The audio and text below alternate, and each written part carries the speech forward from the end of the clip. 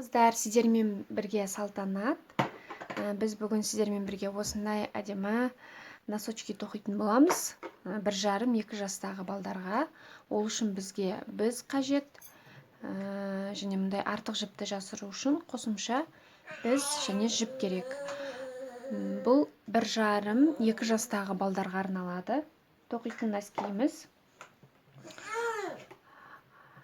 Мендегі жіп бұл Alize. Құрамында шерсть бар. Мен этикеткасын сақтамаппын, өкінішке орай. Менде жоқ. Мен мінекей бір сыңарын тоқып қойғанмын носкидің. Осындай әдемі болып шықты. Өкшені маған өстіп көтеріп шығарған ұнайды. Киген кезде өте әдемі тұрады. Мынау өзіме арнап тоқығаным. Бұл 37-38 размер. Мен бұны қолмен де, стиральный машинамен де жудым. Жұмсақ жуып, кептіріп, қайтып кие бересіз. Ал ендеше носкиімізді тоқып бастайық. Осы сабақтың алдындағы видеода мен сіздерге өлшем алуды үйреткен болатынмын. Образец алуды. Соған қарап, өз балдарыңыздың аяқ киімінің размеріне қарай ала бересіздер. Мен қазір 26 жіп іліп алатын боламын. Ол үшін жіпті аламыз, өзімізге керек мөлшерде. Мінекей бұл жіп ілу 2, 2, 3, 4, 5, 6, 7, 8, 9, 10. Осылай 26 және қосымша бекіту үшін артық бір жіп 27 жіп іліп алатын боласыздар. Мен мінекей 27 жіп іліп алдым. Енді осыны 3 специяға бөлеміз. 3 бізге бөліп аламыз.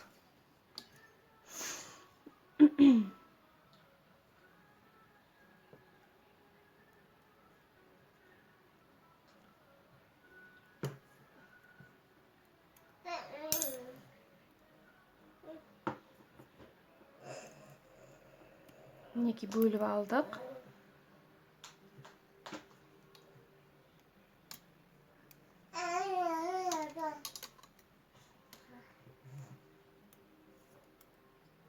Бізде 27 жіп, бір жіпті бекіту үшін артық ілгенбіз.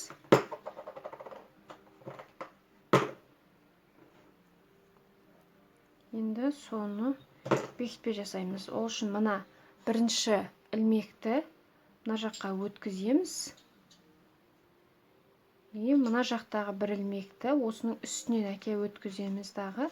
Мына ілмегімізді қайтадан өзіне аламыз. Мынаны жібердік. Көрдіңіздер ме, осылай бекітпе жасаймыз. Мына жібімізді босап кетпес үшін арасында тартып отырамыз. Енді ары қарай резинамызды тоқимыз носкидің. Ол үшін мінекей оң ілмек,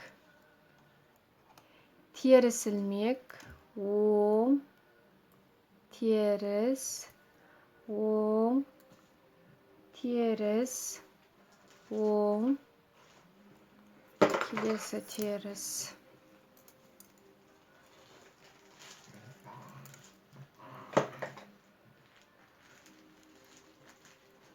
Теріс, оң, теріс, оң, теріс, оң, теріс, оң, теріс.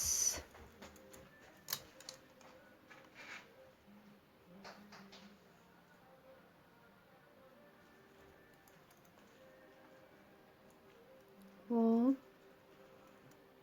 теріс, оң, теріс,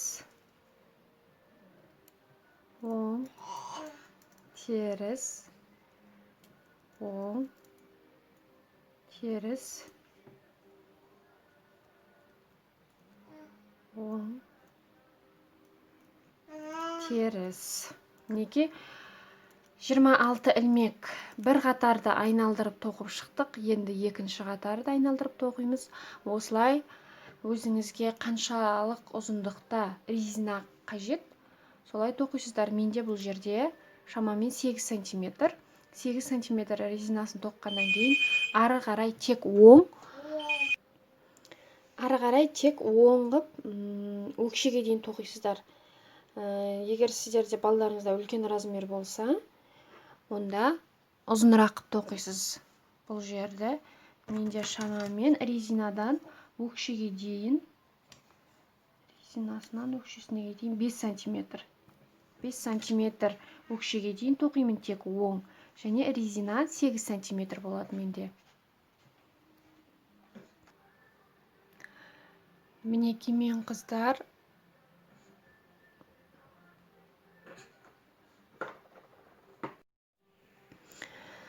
мінекей өкшеге дейін тоқып алдым мен резинасы, және өкшеге дейін. Енді өкшесін шығаратын боламыз. Ол үшін мына артқы бой, кез келген жерінен артқы бой деп ала берсеңіздер болады. Артқы бойынан 8 жібіліп алдым. 1, 2, 3, 4, 5, 6, 7, 8. Осы 8-ді мен шамамен 9 қатар тоқитын болам. 10 қатар тоқитын боламын. Бірінші ілмекті ілемін. Бірінші қатар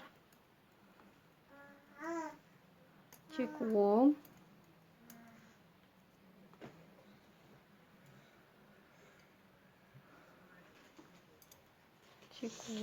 ең соңғы жіпті теріс ілемін. Енді екінші қатар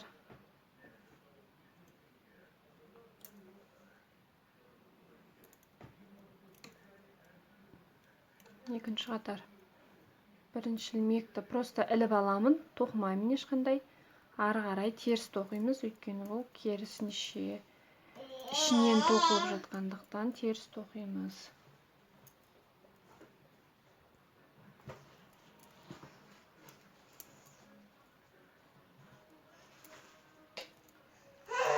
Теріс соңғысы, как всегда, теріс тоқылады. Екінші қатар тоқыдық. Енді үшінші қатарымыз. Бірінші жіпті просто іліп аламыз, тоқымаймыз. Одан кейін ары қарай тоқимыз.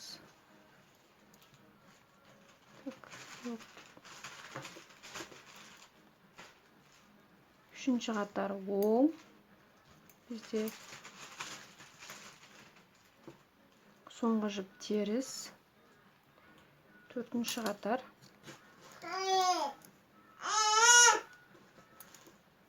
Бұл жақта қосымша дауыстарға мән бермейміз. Теріс.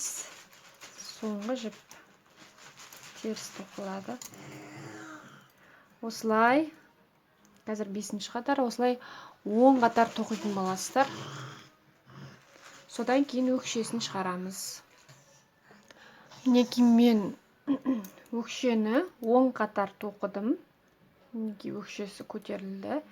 Енді осының жанынан 5 ілмек ілетін боламыз. 10 қатардан 5 ілмек. Мына жерде өзі көрініп тұрады, мінекей. 1, мынау екінші, мынау үшінші, мынау төртінші, мында 5-ші. Оны мен қазір қосымшаға емес, қосымша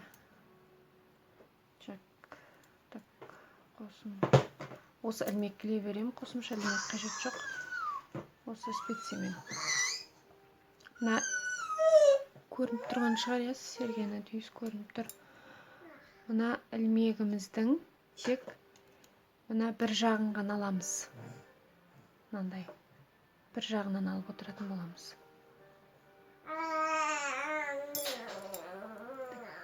Қосымша ілмекпен көрсете берейін, оңай түсінікті болу үшін. 1, 2 3 4 5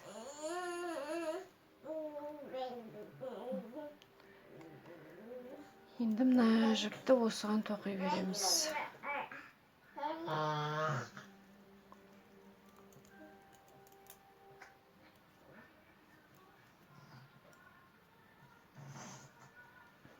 Айландыра келесі қатарға дейін осылай тоқып аламыз.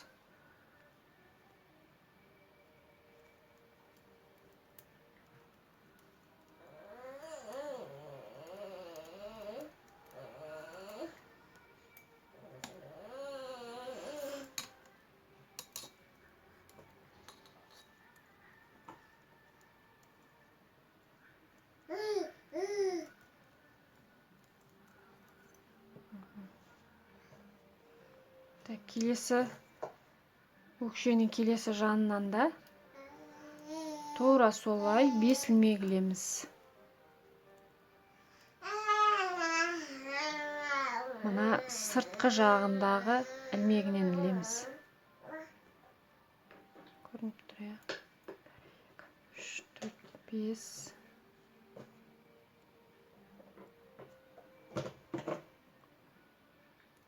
Bir, 2, 3, 4, 5.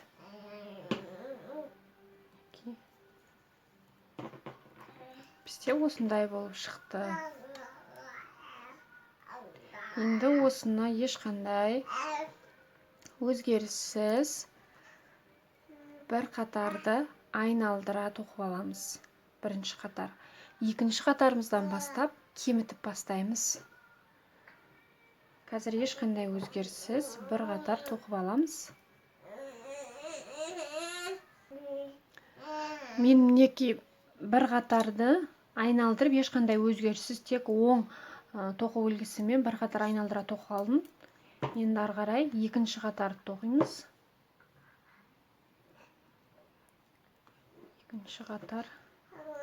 Екінші қатарда кемітіп бастаймыз. Өкшенің екі жанынан, мынау былай өкшеміз болған кезде мына жанынан кемітеміз.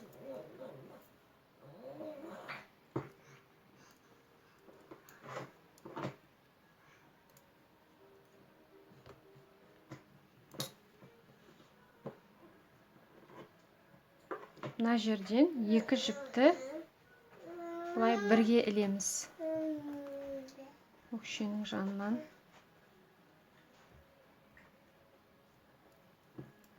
Екі жіпті бірге іліп алдық. Мына өкшенің жаны. Ары қарай тоқи береміз.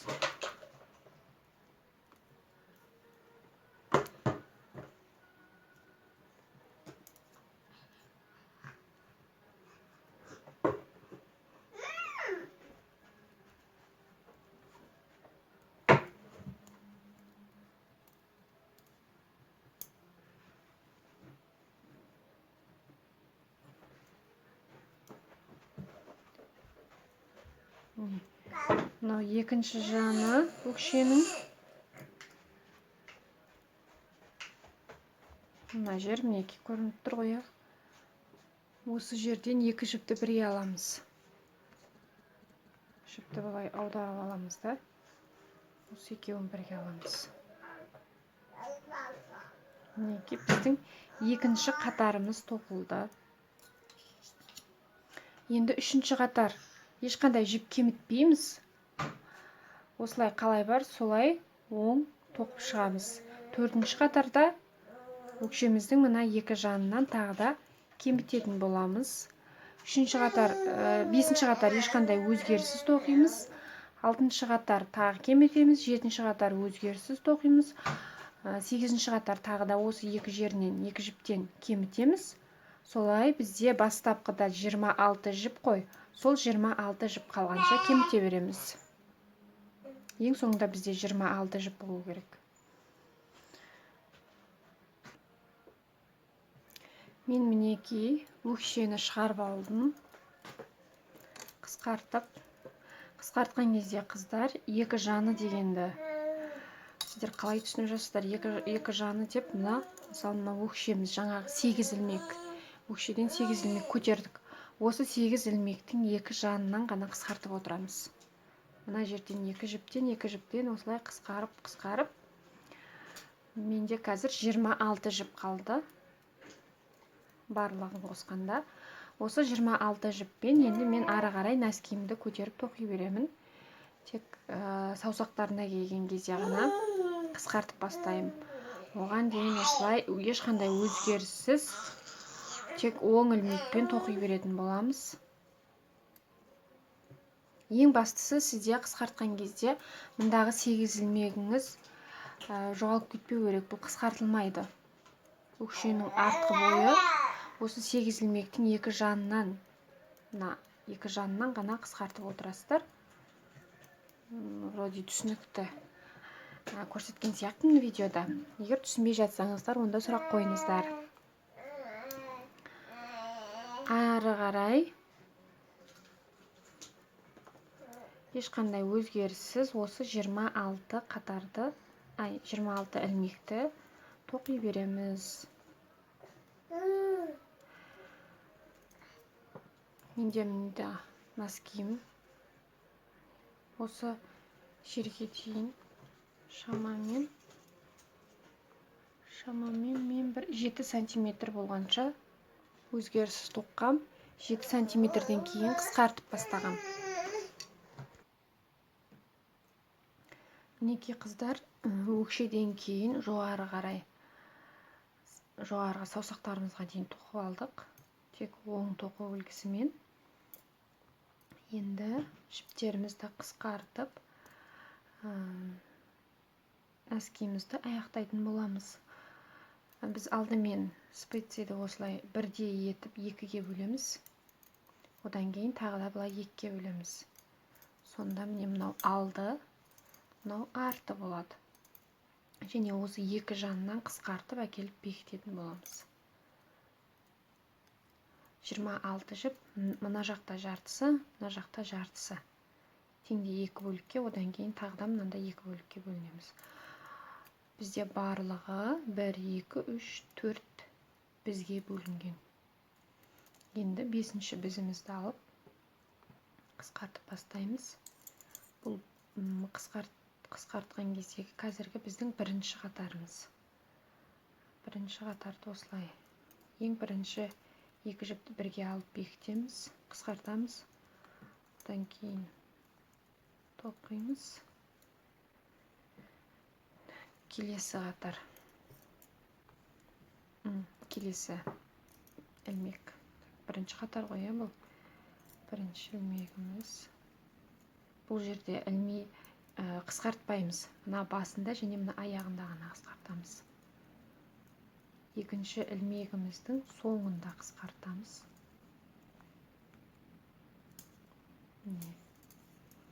Үшінші ілмекте басында жаңағыдай, басында қысқартамыз.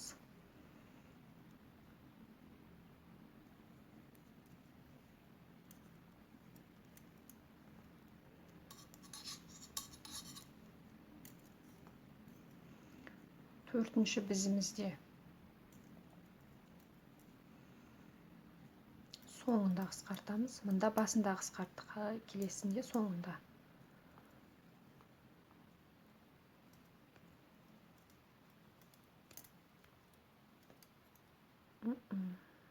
Шығып кетті.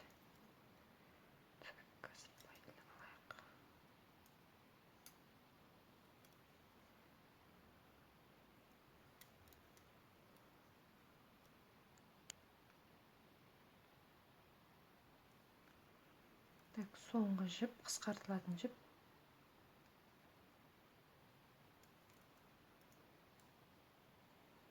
Екеуін бірге аламыз.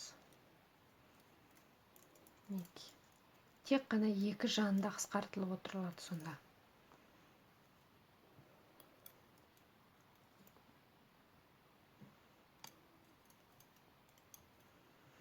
Енді бұл екінші қатарда қысқартпаймыз ешқандай, тек просто іліп тоқып кете береміз.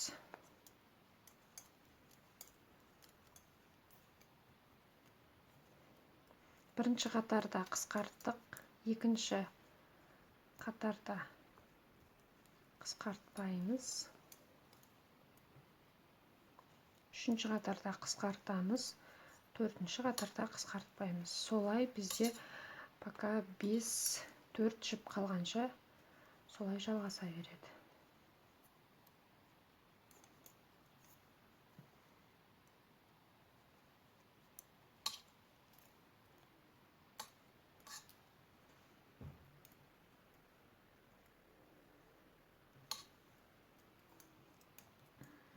Екінші қатарды аяқтадық. Енді үшінші қатар.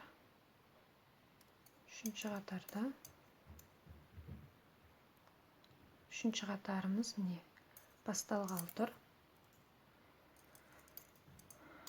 Басындағы екі жіпті бірге іліп алып қысқартамыз. Жіп қысқартылды. Келесі екінші специядағы жібіміз. Бұның соңында қысқартамыз. Соңғы екі жіпті бірге іліп аламыз. Мінекей.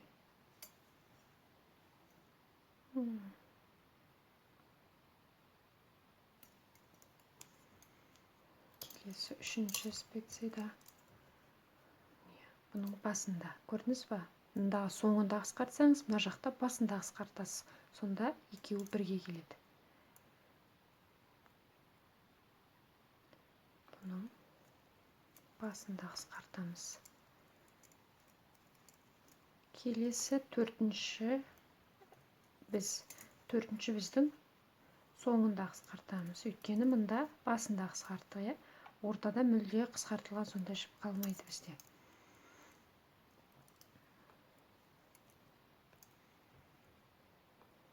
Соңғы екі жіпті бірге аламыз.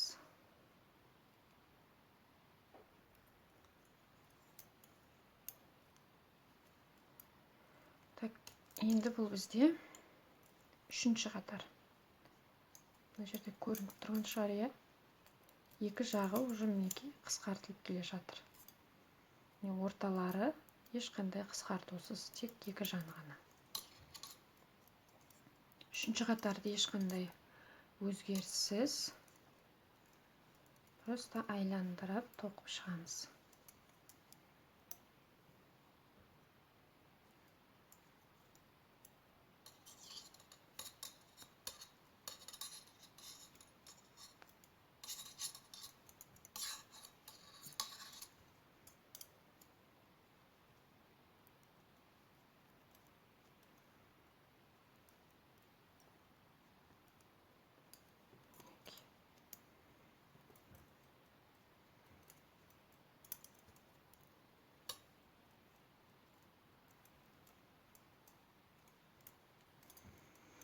Үшінші қатар біттік. Енді төртінші қатарымыз басталады. Біз арт жақтағы мына специядан басталатырмыз қатарларды. Егер сіз шатасатын болсаңыз, қай қатарда екеніңізді онда мұнда белгілеп қойсаңыз болады. Маркермен іліп деген сияқты, сонда өзіңіз шатаспайтын боласыз. Төртінші қатар бірінші специяда ең бастапқы екі жіпті бірге алып іліп қысқартамыз.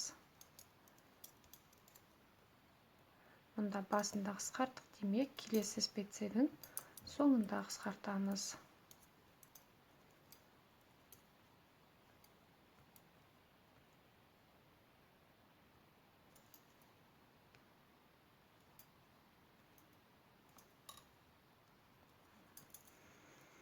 Так, үшінші бізіміз. Мына екі жер қысқартылып жатқан, басында қысқартамыз.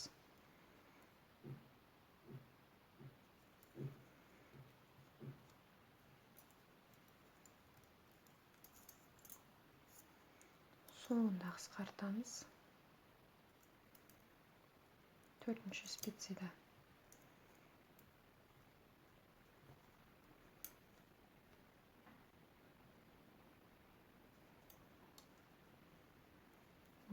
осылай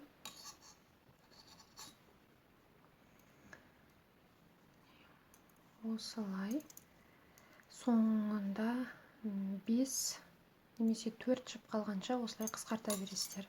Өздеріңіздің жіптеріңіздің санына, өлшеміне байланысты. Тек 2 жанының ғана қысқартылып отыру керек.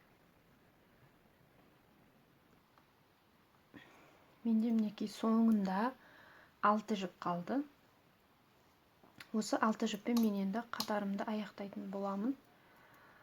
Бір қатар қысқартып, екінші қатар қысқартпай, одан қысқартып, үшінші, төртінші қатар қысқартып, осылай нәскиімізді тоқып бітірдік.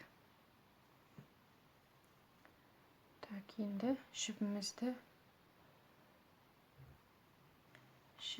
кесіп аламыз.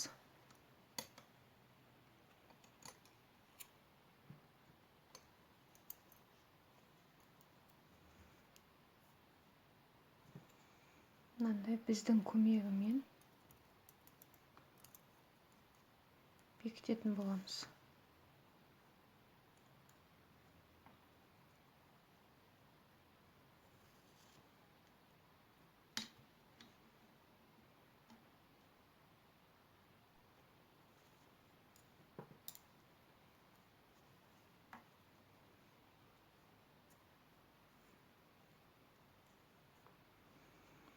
Сіздерге көрініп тұрған шығар деп ойлаймын. Мына жерден прям бізге күн түсіп тұр.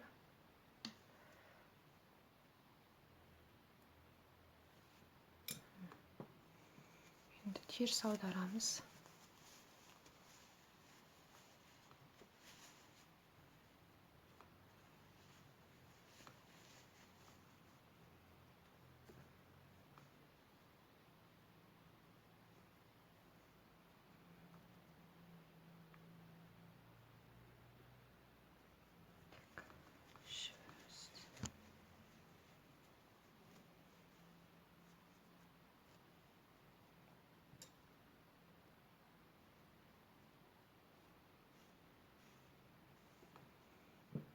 Жібімізді жайлап тартамыз.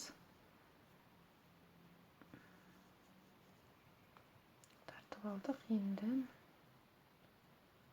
мұнда жасырамыз.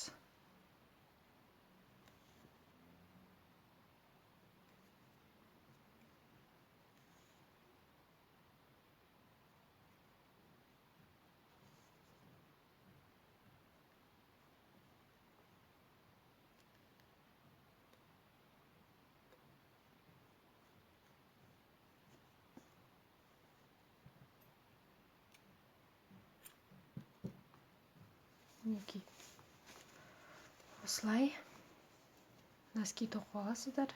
Өте оңай, жеңіл үлгіде.